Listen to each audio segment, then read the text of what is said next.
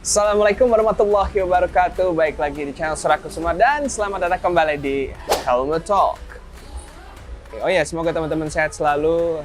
Ridingnya selalu aman juga ya, jangan kebut-kebutan di jalan. Dan alhamdulillah di kali ini kita udah kedatangan si helm 800 ribuan yang baru lagi, 700 ini ya, yaitu Kayete Striker.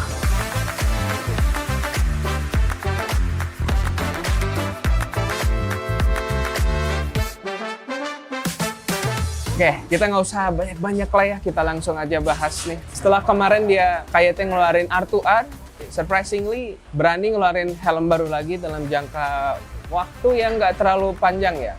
Kurang dari 6 bulan, kurang lebih 6 bulan ya. Keluarlah si Kayete Striker ini. Dengan harga yang luar biasa juga tuh.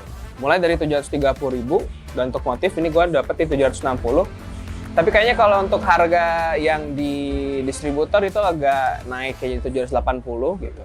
Dan kemarin ada info dari BHG itu untuk motif GP itu dia ada di 830 atau 860.000 ya. Nanti kita cek lagi update-nya. Oke. Kita langsung aja. Pertama kita ke shell-nya dulu.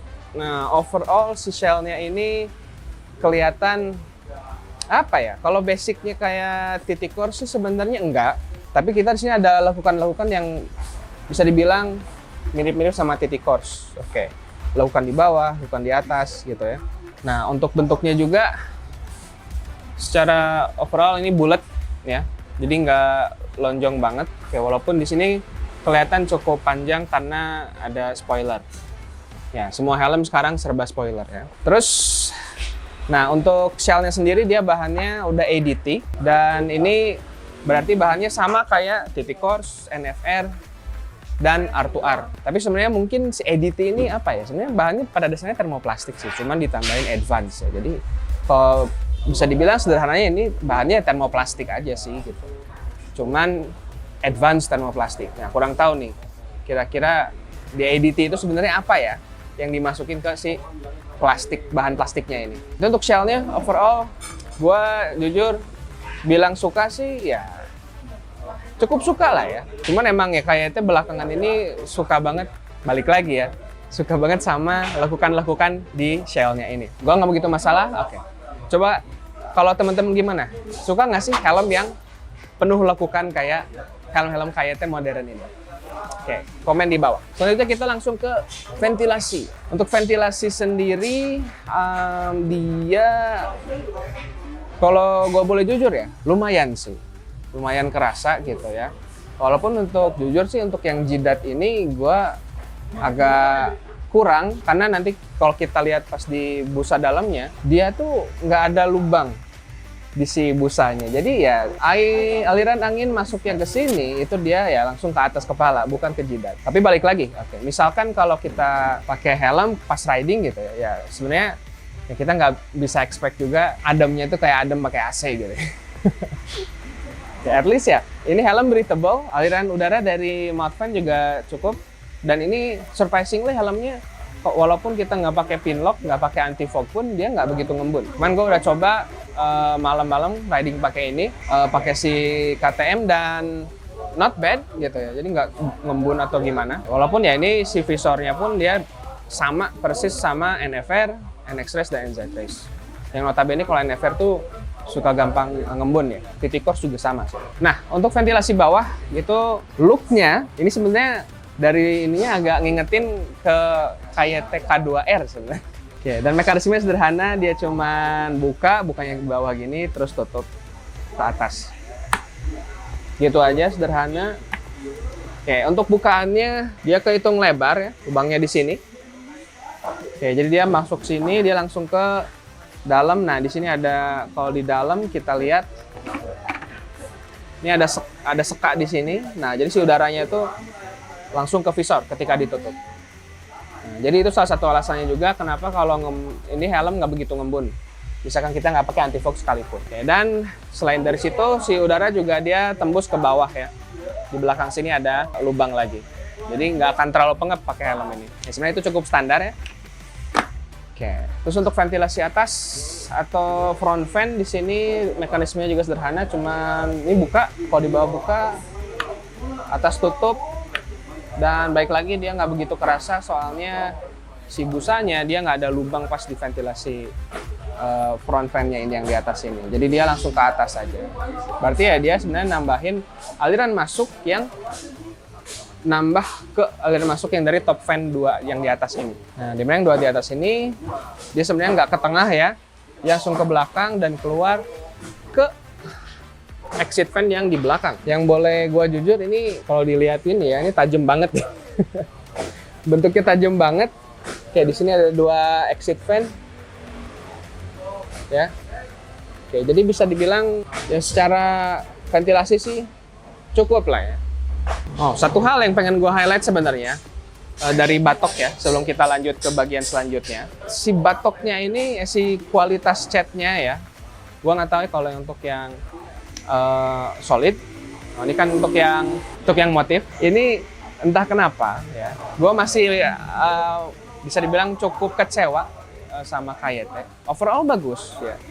Secara catnya bagus, cuman entah kenapa clear coat-nya belakangan ini suka nggak rata. Dan walaupun gua dapat baru pun itu pasti udah ada kayak baret-baret halus, terus ada kayak titik-titik cat yang bisa dibilang wah ini kurang banget lah gitu ya.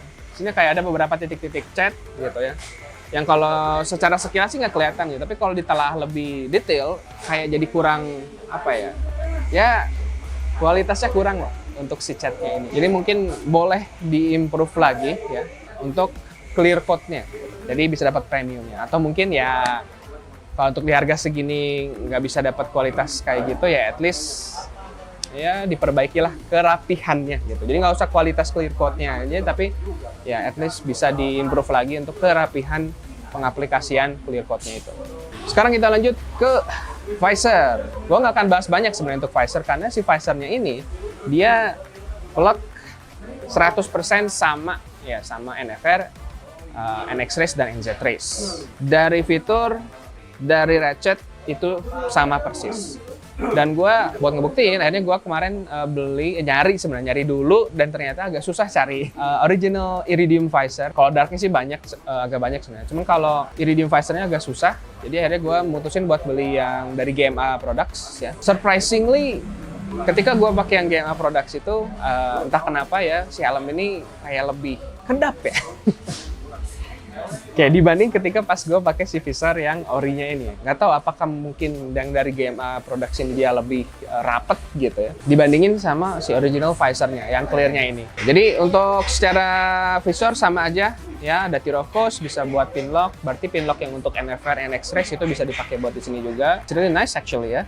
Untuk di harga 700.000 dapat fitur yang ada di NZ Race ya.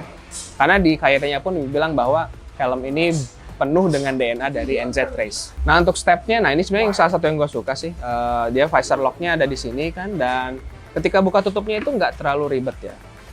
Bisa dibilang hampir effortless lah. Walaupun nggak se-effortless AGV K3 yang kemarin.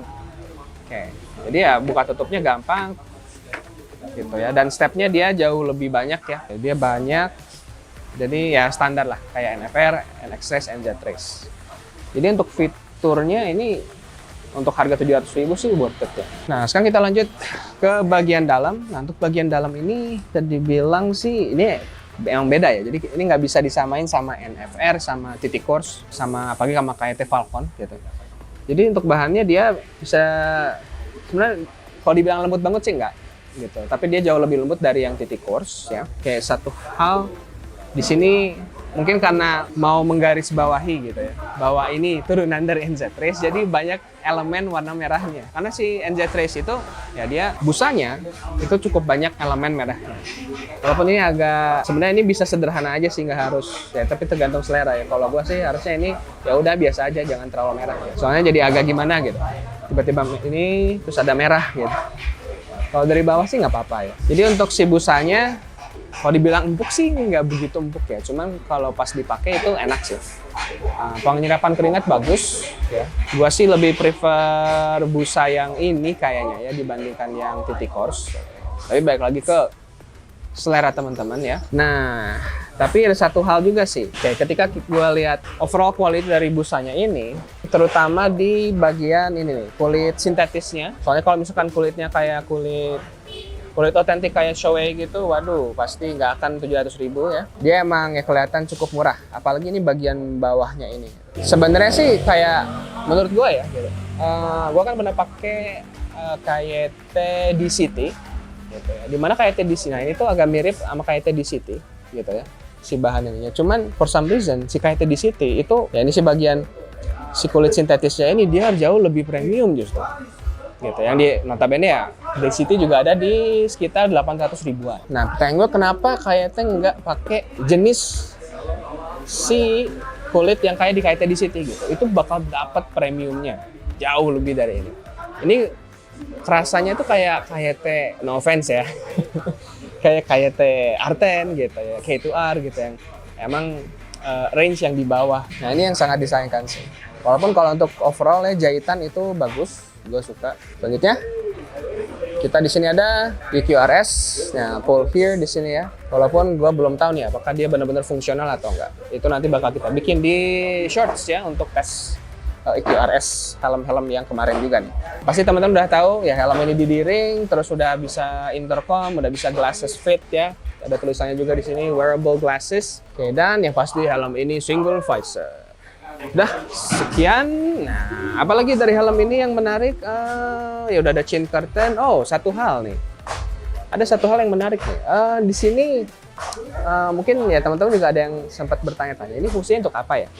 Oke, kayak di karet yang bawah ini, terus dia ada kayak tonjolan keluar sini. Ini menurut gua aja sih gitu. Gua kemarin sempat lupa nanya ke pihak BHG, tapi kayaknya ini didesain buat nggak tahu untuk double visor, nanti ada double visornya mungkin, atau ini bisa buat jadi dudukan misalkan teman-teman mau pasang intercom. Tapi kayaknya kalau untuk intercom juga dia terlalu depan ya, biasanya kan kalau intercom agak belakang.